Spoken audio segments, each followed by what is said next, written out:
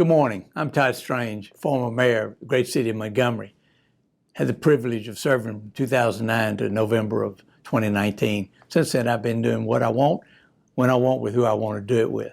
But today, I want to be with you in this medium, in this forum, to tell you a bit about PARCA and the processes that we've been involved with them over the years. Early on, they helped us with the new budgeting process the city. It took us a couple of years to implement. Right during the middle of the recession, it was great value.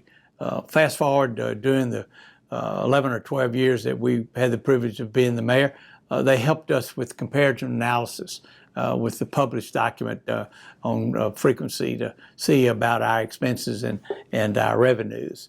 Also, during that process, they helped us look at establishing our own city school system. While that didn't come to fruition, they gave us wise counsel. More recently, I've had the privilege of chairing the Governor's Study Committee on Gaming Policy. We reached out to PARCA to help us look at that, look at the facts, the cost and the benefits, the economic impact that gaming would have on the state of Alabama. And as you well know, we're in the midst of having that conversation at the legislature right now. I thank PARCA for the great contributions they've made to us and they're making to the state of Alabama. And I hope that each and every one of you will use them in your own way to continue to make Alabama great. Good morning and welcome to our final day of the 2021 PARCA Annual Forum, Alabama Online, Failure to Connect. Thank you for joining us this morning. Today, I want to take a moment to thank my colleagues at PARCA who have worked very hard behind the scenes to make this week happen and do the real work of PARCA day in, day out, all year around. So thank you to each one of you, Joe Adams, Don Daly, Casey Wright Hinton, Marcy Smith, Tom Spencer, our Sanford intern, Carrie Marie Sawyer, and to Adam Mullendorf with Longleaf Strategies. Thank you to each one of you. I also want to thank the sponsors who have made this event possible this week and allowed it to be free for everyone. Today, I especially thank AARP Alabama, Alabama Power, AT&T, Bank Independent, and Regions Bank. Thanks to each one of you. Today, we'll hear about efforts in Washington to address the issues we've discussed all week long and hear remarks from our governor, Kay Ivey. Our host for the day is PARCA board member and president and CEO of Sloss Real Estate, Kathy Sloss Jones. Kathy, thank you for joining us.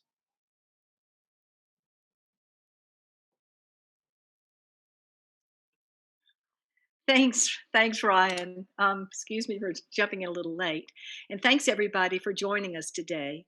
I'm proud to be a PARCA board member and investor and appreciate PARCA's research, data analysis, and technical assistance for our state government and for our cities and counties.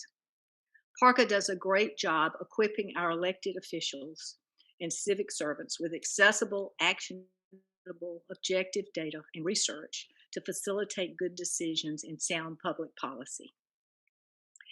Today, we're going to hear from two of our congressional representatives, Representative Robert Aderholt and Representative Terri Sewell, and from our former Senator Doug Jones.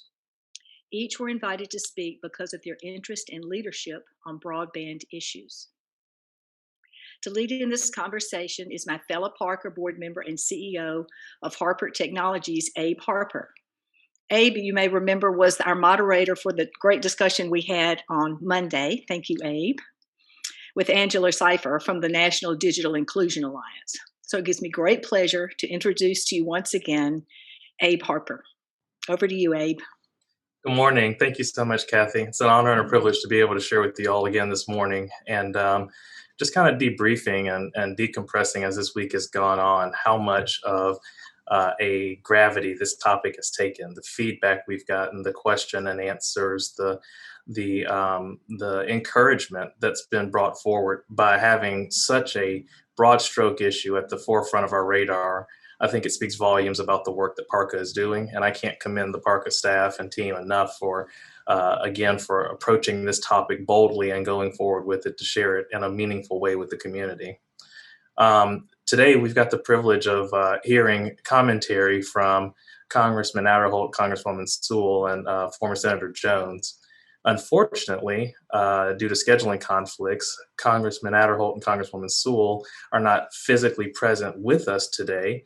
However, thanks to the wonders of technology and accessible, affordable broadband, we were able to record a session with them yesterday, after which Senator Jones and I will engage in some conversation on additional questions. But at this point, I'd like to invite you all to make sure your safety belts fasten, your seat backs and tray tables are in their upright and locked position, and tune in and check out our video from the conversation yesterday with Congressman Aderholt and Congresswoman Sewell.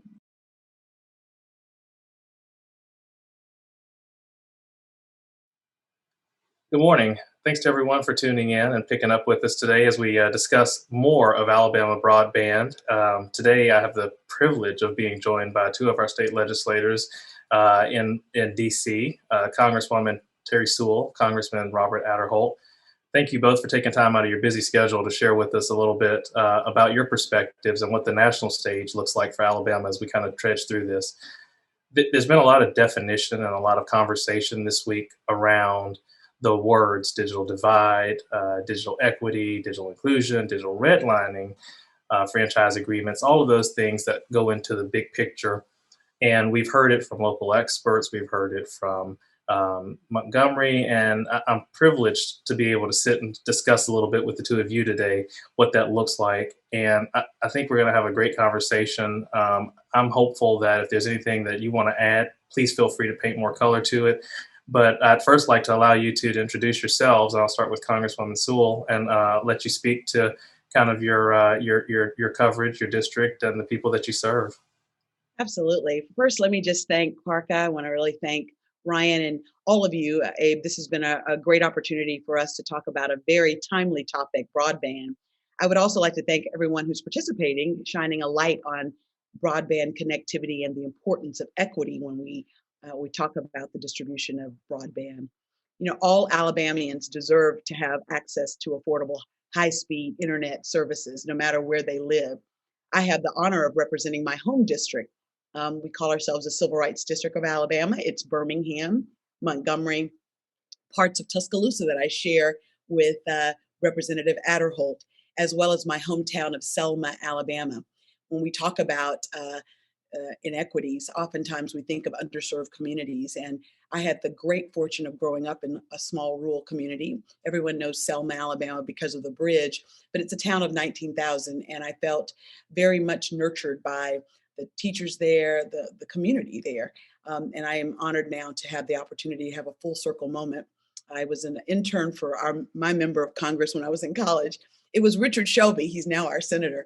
He was a Democrat back then. It's a long time ago, but it was a wonderful opportunity for me to witness what people did in Congress, and to have the opportunity to pay it forward to my district has been an honor of a lifetime. And to have the opportunity to work with Congressman Aderholt has also been a great pleasure. Alabama's delegation has really tried to put partisanship aside and work together when it comes to the well-being of the state of Alabama.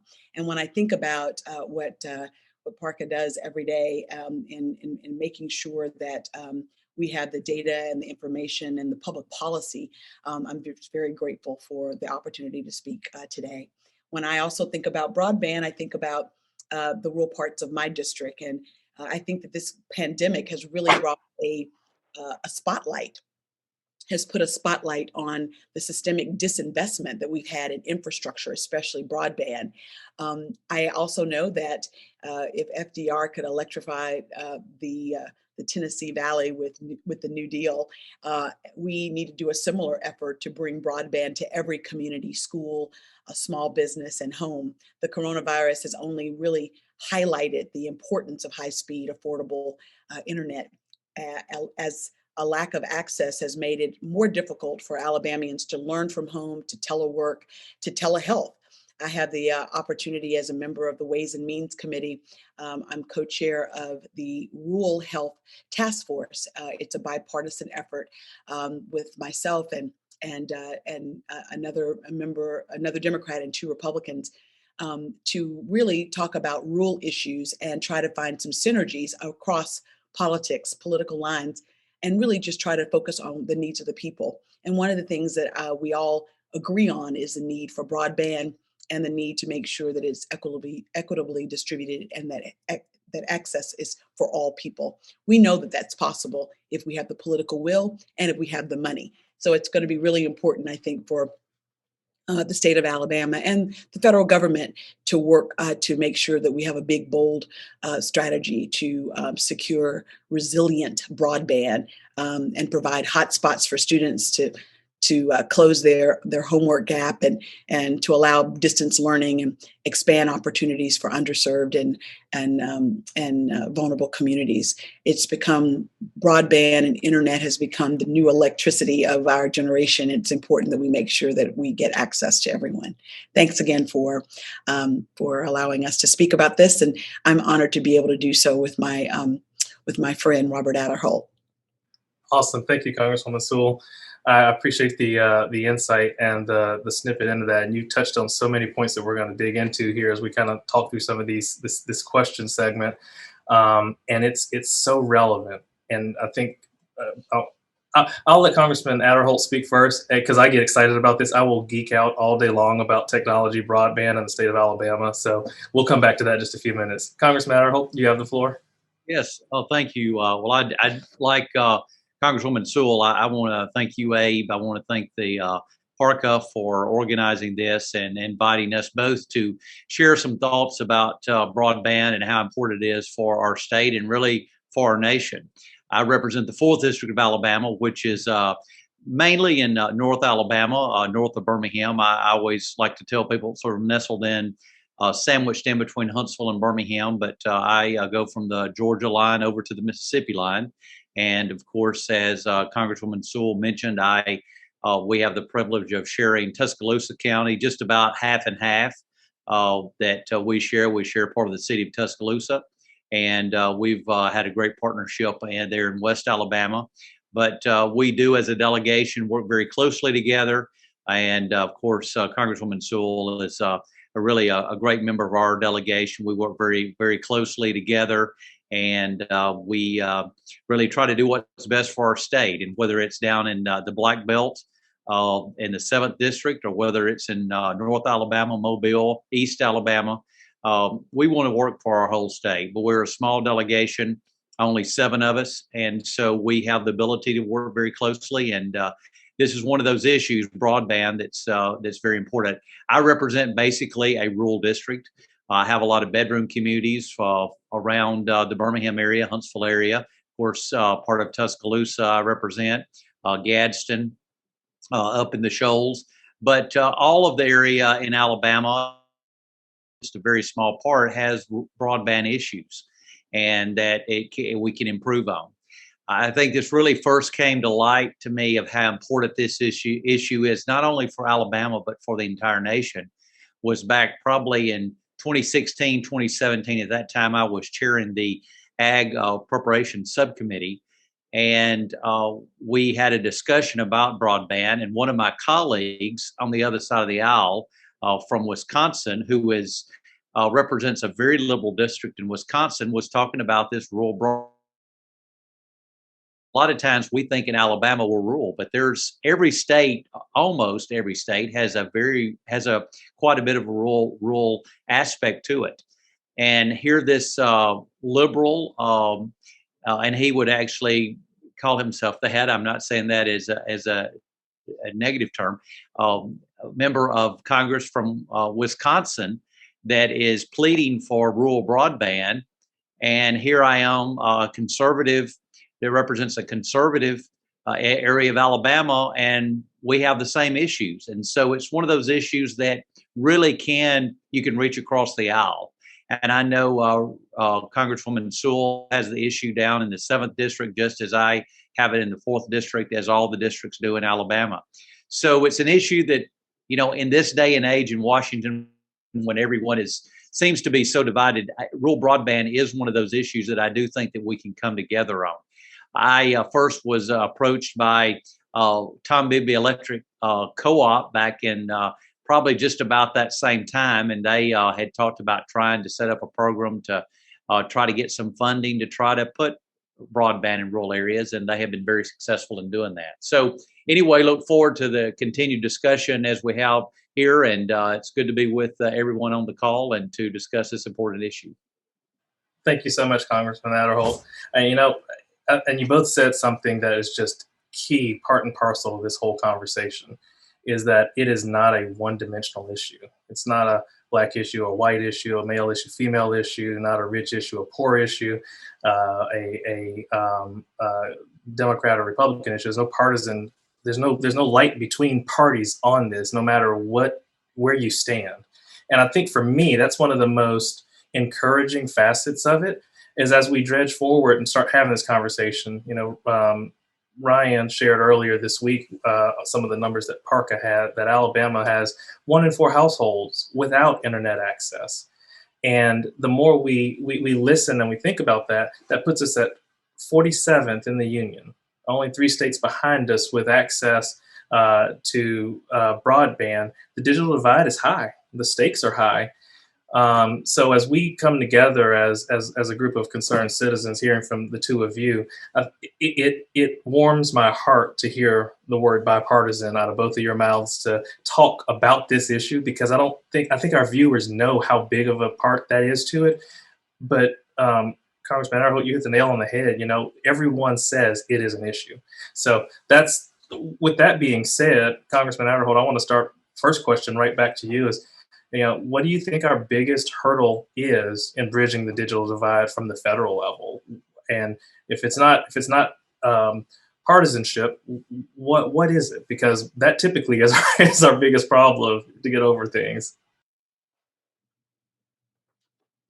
Absolutely. Partisanship is usually the issue that they deal with. But I think most members of Congress really understand how important. Now, you may have some members of Congress in rural urban districts that, maybe represent a few blocks of New York City that don't have this issue. But I would say by and large, 90% of members of Congress deal with this in some form or fashion and know it's a real issue.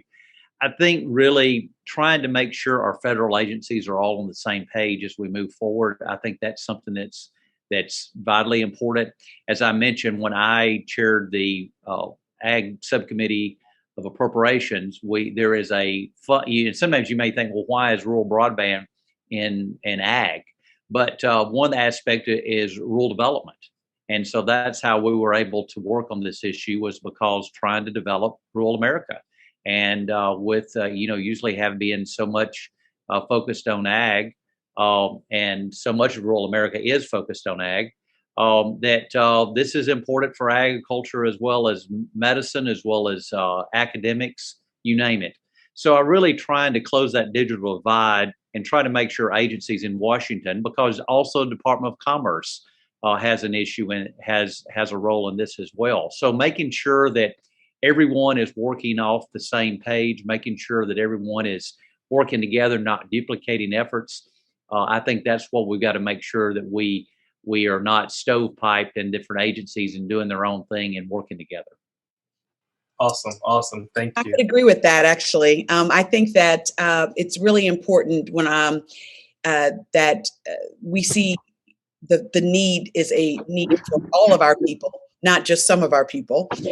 And I saw that it play out well in this during this pandemic when Americans needed help immediately. And so we saw a bipartisan support of the CARES Act. And in the CARES Act, thanks to appropriators like Robert Aderholt and others, we were able to get some very significant funding, $100 billion to work. Sorry, $100 million, $100 million that was a part of the CARES Act to the Rural Utility Services for its Reconnect pilot program. And I know that my colleagues in Alabama's delegation, including Congressman Aderholt, Senator Jones, and others, really fought valiantly for that money. And it's not enough. $100 million is not enough. The CARES Act also increased the distance learning, telemedicine, and broadband programs funding by $25 million and $13.5 billion for Education Stabilization Fund. So we've pried the door open in terms of funding. And I think that it's about kicking down the door and also leveraging state resources and really trying to make sure that we get access to all areas. And, I think that it's important that we get rid of some of the, streamline some of the regulations around this and really take a look at the mapping, which sometimes just seems archaic, to not have parts of, one part of a county be in it and not another part of the county. And, I think the mapping has a lot to do with some of the inequities. But I think that the most important thing to remember is that we either pay for it on the front end or we pay for it on the back end. And these inequities, I think the digital divide is real. And it does oftentimes cut through socioeconomic, needs. And that is a large part. It's not black or white, but it is about lack of money, a lack of resources. Access is a problem. And to me, to close the digital divide, we have to acknowledge that we really have to pay targeted and intentional attention to underserved urban as well as rural communities in order to make sure that we level the playing field. After all, telephones were rolled out to every hamlet, village. We can definitely roll out high-speed internet. It's that important for the future of this nation. And so in order for us to be competitive, for our children to be competitive, for our industries to be competitive, for our state to be competitive, we have to leave no person behind when it comes to broadband. Amen. Amen. That'll preach all day long right there. Thank you, Congresswoman Sewell. When we kind of kicked open these questions, you shared something about the CARES Act and how fundamentally important that is. And obviously, want to be respectful of your time today. I've got a question that I want to pitch to the two of you that I think is going to speak to the comprehensive picture of it. But knowing that you both have engagement on the House Ways and Means Committee and influence at that level for our state in DC, what does that look like for helping the state move forward with broadband? And then what do the two of you hope to accomplish during this Congress with regard to that? I think that's something very important for our participants to hear. And Congresswoman Sewell, I'll let you take the lead on this one. Well, I think that when I think about priorities for my district, they are always the same. I want more resources, better opportunities, and how we go about doing that in every arena is critically important for us as representatives. I think that when I think of infrastructure, it's not just broadband. I look forward to a comprehensive infrastructure package that will address not just the inequities in broadband, but also in water and sewer. And I want to thank Congressman Aderholt, who helped me 2 years ago when he was chair of the Appropriations for Agriculture, really get a substantial amount of money for water and sewer, basic infrastructure that has plagued rural America for so long. The fact is, we live in an amazing country that has vast wealth, but there are people who literally have straight pipes outside of their mobile home or their home, shotgun houses. My dad grew up in one. And, the reality is that septic tanks cost money in rural parts of it. And so the connection is often shoddy. And I think that at the end of the day, it's important that we upgrade basic living conditions all the way around. So infrastructure is broadband, water and sewer, it's, bridges, it's deferred maintenance on our highways and our roads and our bridges. And I think that this is an important issue to level the playing field. And I do believe that the Biden-Harris administration will take them at their word that one of their priorities is a recovery package. And any recovery package will have to deal with basic infrastructure. And so I look forward to working across the aisle to do that. It's definitely one of my top priorities. I have, for the past few years, been a part of the Rural Broadband Caucus within the Democratic Caucus, and it's led by Congressman Majority Whip Jim Clyburn. And we have time and time again, put forth a bill called the Accessible Affordable Internet for All Act, which calls for $100 billion investment I really believe that we will not only push for that again, but we will push for it to be a part of any infrastructure package that comes out of Congress. Thank you, and I concur. I think it's really a big part of our infrastructure, and I know that we're going to be joined later by former Senator Jones and talk through some of that initiative as well. Congressman Aderhold, I'll ask you the same question. With your engagements at the Appropriations Committee and the House Ways and Means Committee, and where we are in this year's Congress, what do you hope to accomplish? What can we leverage, and what do we think that we can do as far as infrastructure, in your perspective? Well, thank you. Absolutely, it's great to have a member of our delegation on the Ways and Means Committee, and having Congresswoman Sewell on there is important. And that's the great thing about our delegation. We are very diverse in our committee assignments for the most part. And so I serve on the Appropriations Committee on the House side, and then, as I mentioned, Congresswoman Sewell on Ways and Means. So having some voice on the Ways and Means is certainly important on this issue. As I mentioned earlier, my role as far as being the Ag Subcommittee Approach Chair back about 3 years ago was when we first set up this program. And that gave me the ability to be, as chairman of the committee, to try to get it to guide the bill to have the amount and focus on the issues that are important and toward broadband. And so that's where I was able to work most closely and to be able to do that. I still sit on I have changed over now. I now am the ranking member on the committee that deals with Department of Commerce, and that is also deals with broadband. So I look forward in my new role as the ranking member on that subcommittee to work with the Department of Commerce. And then, of course, we want to make sure that, as I say, I still have my seat on the Ag Appropriations Subcommittee. So I want to make sure that I use my position there to do everything I can to make sure that we are funding this rural broadband program and make sure that it doesn't fall by the wayside. I don't think it will, because it's so popular.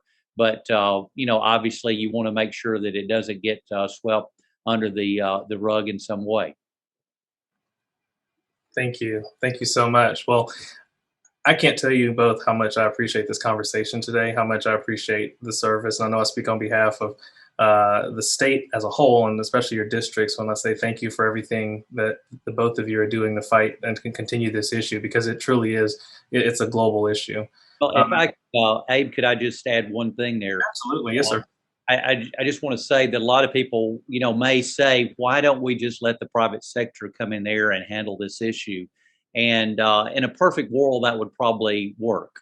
Unfortunately, we all know we don't live in a perfect world. And it's just like when electricity was put out or was beginning to be developed for the first time, that homes could actually have electricity. You had the major cities, New York had electricity well before rural Alabama did, because it was not the companies that deal with electricity. It was not feasible for them to go into an area that was rural, whether it be rural North Alabama or rural West Alabama that Congresswoman Sewell represents, that I represent. It just didn't make sense for them to do that. They were losing money. And that's the way it is with broadband. You are not going to have the private companies that are going to come in there and make the investments to try to reach these homes that are not, big subdivisions, but rural homes on county roads. And but they need it just as bad. And so that's where these grants come in, and the federal government can really lend a hand to make sure that it's not just the private companies that are looking out for the urban areas, but also for the rural parts of America as well. Yeah, I think that Robert is absolutely right. I think that we do need to incentivize. Government works best when we incentivize private investment. And one of the things that I look forward to as part of the Ways and Means Committee and being on the Taxation Subcommittee is using our tax code to incentivize the behavior we want to see. We want to see more public-private engagement around infrastructure. And, I brought up the broadband mapping issue. It is a major concern for me, because we need accurate broadband mapping so that we can determine what communities still fall within the digital divide and have a very targeted approach of making sure that those communities are not left behind. And I think that that's a serious issue now because the data is self-reported by broadband providers and not independently verified. So the FCC can consider a census block served if just one home or business has broadband access. And I think that we have to insist as lawmakers that we have more accurate reporting and we have more accurate mapping when it comes to broadband in order to make sure that we're actually targeting and reducing the digital divide where it's greatest. And so I think that issues of equity are really important when we start thinking about a broad infrastructure package. And I look forward to reaching across the aisle and working with my colleagues in Alabama's delegation to ensure that all Alabamians, no matter what their zip code is, has access to affordable, reliable internet service. And Congresswoman Sewell, you touched on something, and I'm gonna put Congressman Aderholt here on the spot, but I feel like there is some initiative going on now that we are surveying and mapping and working from you guys positioning to get some of that information that we don't currently have holistically with census. And I think that's a key part, right? Everything in IT, everything in technology is predicated on information technology. So by us having an absence or not knowing what we, is what I call it DK squared, don't know what you don't know. We're in an awkward space. Congressman Aderholt, can you speak a little bit to that or kind of what it looks like and what you all are doing? Yes, we absolutely. And I'm glad that Terri brought that up because knowing where we need it the most, where we need broadband is vitally important. And that's as a project that I think you're referring to that we did in our office that we've been working on for over the last month and trying to reach out to people within the 4th Congressional District to survey them, whether it be on Facebook, whether it be Twitter, just reaching out to constituents and just asking the basic questions. Do you have broadband internet at your home? If so, does it meet your needs? Do you have to travel to get to a hotspot area for Wi-Fi? Would you purchase broadband if it was available to you? And we received over 1,600 responses from constituents, and I think you've got the survey results that shows just in the 4th Congressional District alone how many households are without access, and you can just get a glimpse of what is going on there. And now we're able to look at these responses and try to get the word out. But you can look at the map and see there's a lot of areas in North Alabama that have households that still do not have access to internet. And in today's age, whether it be dealing with the medical issues, whether it be dealing with academic issues like students going to school because of COVID, whether it be agriculture, you name it, broadband is very important, and I think it's certainly the way that we're going to be working in the future. So I would expect what you see on these maps of the 4th District would be pretty much representative of the entire state. Wow, that's powerful. Yes, I think that I think that it's important that we also acknowledge that in order for us to truly have broadband, that we not only we have to invest in jobs now. I mean, I think what people don't realize is that infrastructure is a win-win. So that's why I'm excited about an opportunity for us to have a big, bold infrastructure package coming out of this administration, because I think that it creates jobs now, but it builds the highways, the infrastructure, the fiber optics for the future, and we can leverage it. It's a win-win. It creates jobs now, and it helps inform and deliver jobs of the future. So I think that makes this a win-win, and we really do need to put partisanship aside and really just try to bring the American people into the 21st century across the board, because it's going to be imperative or we'll be left behind. Well, Congresswoman Sewell, you mentioned something again there, the bipartisan nature of this and everyone putting partisanship aside on the Hill. What does that look like, and what advice would you give to the citizens and constituents that are listening in? How can they be involved and be relevant and make sure that proceeds and progresses? So I think that it's really important that they let their elected officials, not just the federal elected officials, senators and House members, but also that they let their state representatives know the concerns that they have. Kudos to Robert for doing a survey within his own district to sort of be able to ascertain the information of who's being left out. And I think that participating in that and being civically engaged and demanding that we do something about it is the key. And like I said, I don't think there's a one size fits all, but I do believe that broad engagement, public-private partnerships, and using public policy not as the end game, but as a way of igniting the very much needed deployment of infrastructure broadly around this nation. So, I think that I'm a glass half full kind of girl. So hope springs eternal. I really do see possibilities of working across the aisle to get it done, especially if we are urged to do so by our constituents. Change rarely happens in the halls of Congress. Change often bubbles up from grassroots activism. And so dealing with the real issues of the digital divide where it exists across this country and galvanizing communities to demand that something is done about it. And, government can be a powerful force for good, but we definitely need private investment in this as well. And working hand in glove, we can make a difference for our constituents. Thank you so much, Congresswoman Sewell. Well, I would continue this conversation for hours with the both of you, but I know your schedules will not permit me to do so, and I know that there'd be people at my door looking for me if I was so inclined to do. I do want to say thank you to the both of you for taking time out of your extremely busy schedules to kind of share with us and talk through this. I would definitely encourage all of our attendees, if you've got questions, pitch them in that Q&A box.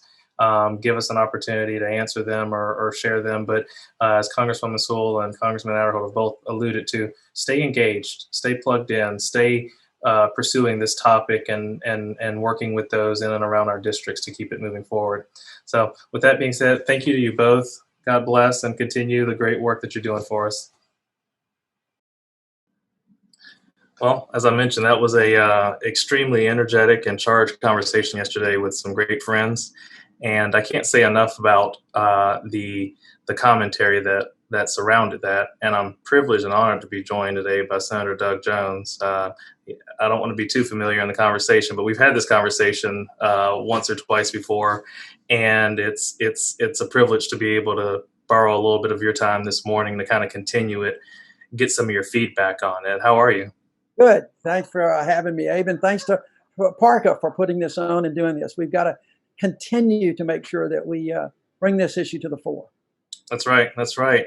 Well, I've got a slate of questions here. I got a couple that popped up in the Q&A that we're going to do some overflow on because they couldn't have asked them yesterday. Well, we could have tied the representatives up to answer them for us. But I want to start out just by, we're talking about the pursuit of broadband here. What put you in a high gear to go after this? Because if I remember hearing it correctly, and I think it was a conversation that we had, you've been a co-sponsor on or a sponsor on almost every bill that came through related to Alabama with regard to broadband. What initiated that? And tell us a little bit about that. Well, first of all, I'd seen across the state the fact that it's needed. And I wanted to make sure that constituents and people in Alabama understood that from a perspective of a federal office holder, that I was listening to those concerns. And this was before the pandemic. I mean, clearly the pandemic put a spotlight on the need in education and healthcare and so many other things. But I'm going to be candid about this too. I'd for years been involved with different clients who in some form or fashion were trying to get broadband into different areas. So I knew a little bit about it and I knew that we were struggling, but I'd also known that people had talked about it for years and years, and everybody recognizes the issue and recognizes the problem. But it's kind of like being at a 10-year-long fiddlers convention when everybody was just tuning up, but nobody really wanted to start playing. And everybody recognizes and understands the problem. So for me, it was just a question of getting, rolling up my shirt sleeves, getting in there to try to figure out the best way to do it. In a federal government perspective, that's often with money. And that is a problem. One thing, Abe, I'd like to mention, because I think it's important for folks to understand, and Terri and Robert talked about it a good bit. You mentioned it in that video about how this is a bipartisan issue, and it is. But let me put a caveat to that, and because I want to be candid about this. Almost every issue is a bipartisan issue in Congress. Voting is a bipartisan issue. Healthcare is a bipartisan issue. Education is a bipartisan issue. How you get there, though, is a whole different story. And it's the same when it comes to broadband.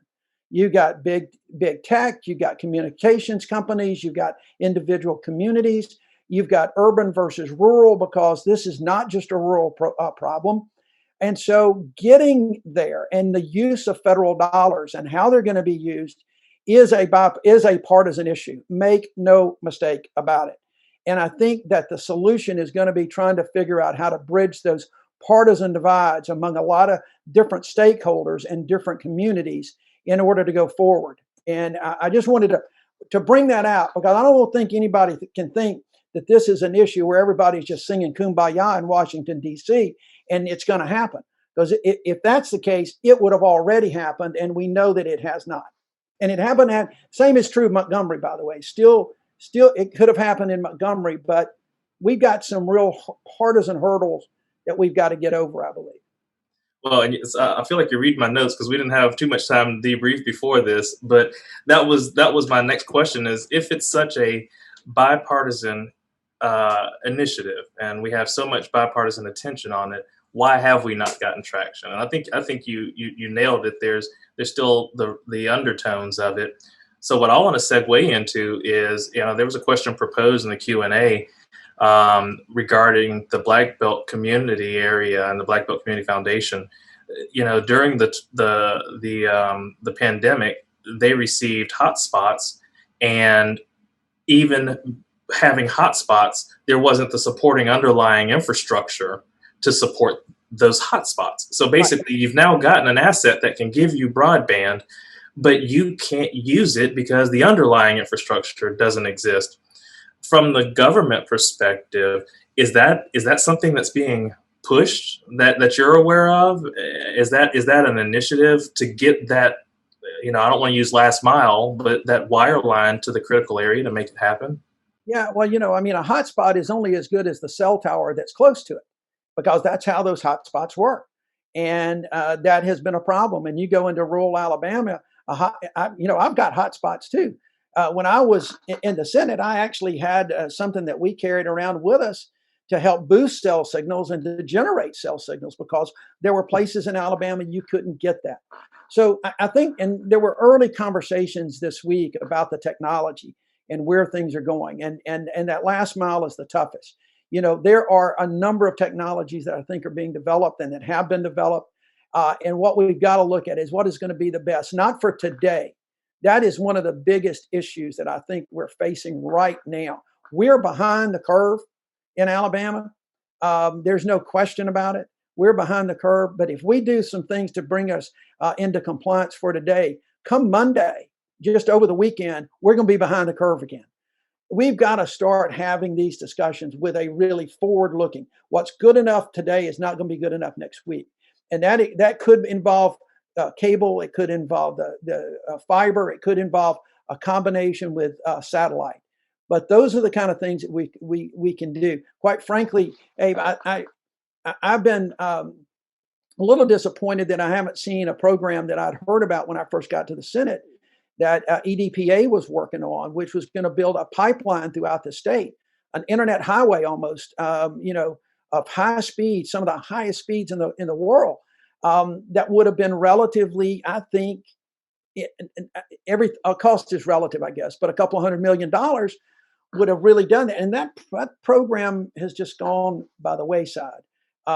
Cost is a big factor, and therein lies where we end up with a lot of partisan divides about the use of taxpayer dollars.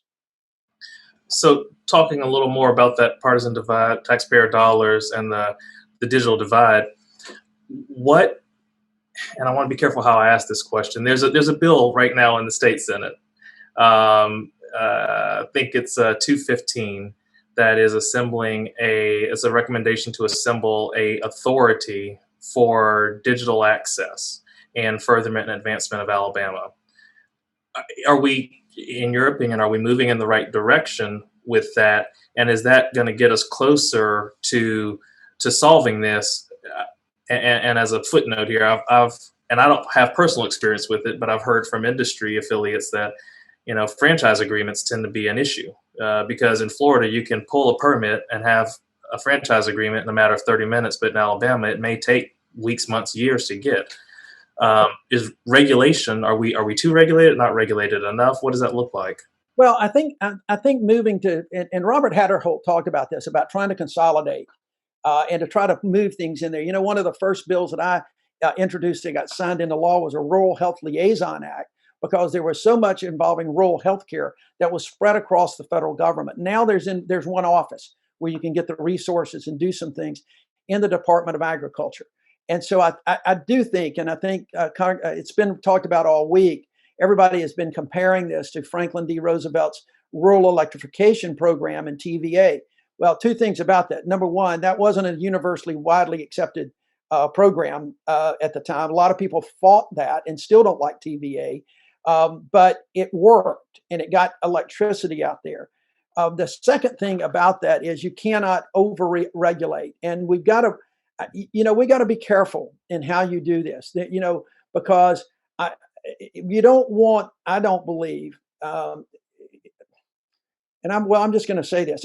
There are those critics, for instance, of the Public Service Commission that believe the Public Service Commission is too beholden to the utilities that they regulate.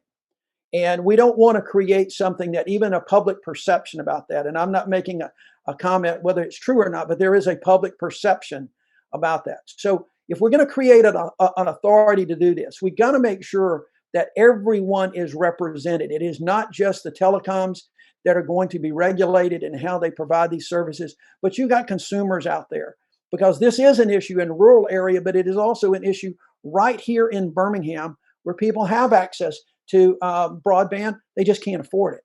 And that's been talked about this week as well. Yeah, and I think that was the day one conversation I had with Angela. That was a big topic of, affordability and accessibility. Those two things are what drive it. And then you throw in that third nugget of, once you have it and it's affordable, do you know how to use it? And right. The digital divide still has that third facet to it. Kind of looking at, how do I say this? How do we set the expectation? Because, in my geeky mind, I want to see a 0% digital divide. I don't think that's a reality, just knowing that we still have some roads that, show up on Google Maps, but don't necessarily have top surfacing on them. What does that look like, and how do we manage the reality of that, knowing the rural percentage of our state, but also keep energy and keep pursuing this? Well, I'm going to be honest about this too. I think we need to set our expectations high, because we'll never meet them. We've never met them. Look, just be honest about this. In Alabama, we've done real well in so many areas, but it's rare when we've ever met expectations. So the higher we can set those expectations, the higher we can achieve. And that's what I'd like to see. This is not electricity. We compared it in getting it into folks' home. But that digital divide goes beyond just being able to run a fiber optic into somebody's house like we ran electricity, and they automatically know how to use it by flipping a light switch. There's an education component about this that's also very, very important, that we need to teach and we need to learn. People need to be understanding all of that. But I think that we need to set our expectations high. We need to get our expectations not from adequacy, but to where are we going to be? Where do we want to be in a year, 5 years, 10 years down the road? Because this technology is changing. And what was adequate back 10 years ago in terms of internet speed is generally not adequate today at all to run the kind of programs, to run the kind of businesses that we're expecting in Alabama. That's why I go back to that EDPA pipeline that they were, that was on the drawing board, that's still out there, I think, somewhere, that's been shelved. But to getting that kind of high speed internet for us, interstate highway, so to speak, I think is going to be really critical. So I think sometimes in Alabama, we're used to setting low expectations. In all candor, I think we need to set some really high ones. Our kids deserve it. Our businesses deserve it. Our rural areas that are losing people every day because this is a major issue with that. It costs them healthcare. It costs them business. Let's set the expectations pretty high, knowing that we're not likely to achieve it no matter which way we go. But let's set them high and go for and shoot the moon on this one. So, and this will probably be our last question they gave us time for. So we'll see if we can package this one in. But that learning gap, and I think you're absolutely right for with regard to setting our expectations high. You know, my parents used to always say, start with excellence and pursue it until you're happy. And that was kind of that was the driving force in our household, which is go, go, go. But the learning gap, our next generation depends on us having this accessibility, but also bridging that knowledge divide. Where do we begin there? And is that something that's a state, a federal, a local initiative? How do we start to, and you said it earlier, it's about revenue. How do we build a revenue stream that fixes that early on? I think you're going to have a combination of all the above. The state of Alabama can't do it alone. The federal government has got the money to do it, although you're going to start butting heads with folks now who are concerned about the deficit. Rightly so. Okay, let me say that. You're rightly so. But this is an issue that is going to butt heads in terms of federal dollars. But it's the federal dollars of where this is going to initially, the investments are going to have to go. I had a bill last year that we introduced last summer that I'm hoping will get revived, that will create that kind of office, that kind of broadband office to help coordinate this and get the grant monies out there, but also give the incentives to make sure that folks get that. I think it's really a combination, because the federal government can't go it alone, because it's the state government who needs to help map this to make sure they get it where it needs to be. And I can't overstate the importance of private partnerships as well. Everyone has a stake in this. Vic Wilson said it best yesterday. You know, a rising tide lifts all boats. Every business, every healthcare professional, every educator has a stake in this for their jobs, for the economy in their communities. And it will be a life-saving game changer for some of the rural areas. But again, I don't want to make sure that this is just not a rural project. It is an affordability project. If we're going to get this to folks out there, we need to get it to everybody somehow. That could even include subsidies, but it's going to be the money where you run into the partisanship. Trust me on that. I've been there, done that. Well, and as a piggyback on that, I do see a question that popped into our Q&A here about the development. It doesn't sound like starting it in rural areas is the right place, right? I mean, we need to work from the extents and move our way out. Well, I'm not a technology geek about this stuff, but it seems to me that that's probably right. The problem that I see with it, though, is that there has to be some incentive and some potential regulation that you just don't start from the inside. You don't start from the Huntsville, Birmingham, Montgomery, Mobile corridor, and then it just slows down after that. We got to make sure that if we're going to do this, that we continue to push and push and push. There are people that have a lot smarter than me and way above my pay grade that understands that about the technology of how to do this. But I think it's out there. The thing I want to make sure, though, is that we don't just, and I think this has been a problem in the past. And again, there's a little bit to the partisanship. We get something focused in Mobile or Huntsville, and then we pat ourselves on the back and think this is great. Well, we need to get it into Randolph County. We need to get it into Washington County. We need to get it in Fayette County. We need to get it in the Wiregrass. And we cannot stop. We got to make sure that we pull this out in every area. And that is a political challenge. Make no mistake. Awesome. Senator Jones, it is always a pleasure. Thank you so much for your knowledge, your energy, and your pursuits on this. I think it's about time that I pass the mic back over to Kathy and Betsy, and I'm going to step out here and let you guys take it and run with it. Thanks, Abe. Thank you, Senator Jones. Abe, again, and Representatives Aderholt and Sewell. We're sorry you couldn't join us live, but we certainly understand the many challenges that you all face. This has been a great session, an amazing week for me, and I think we all now have a much clearer understanding of the real challenges and the importance of this issue. And also, I'd echo Abe and everyone in my hopefulness that we can work together from a bipartisan position to get this done. But I think it's going to take all of us.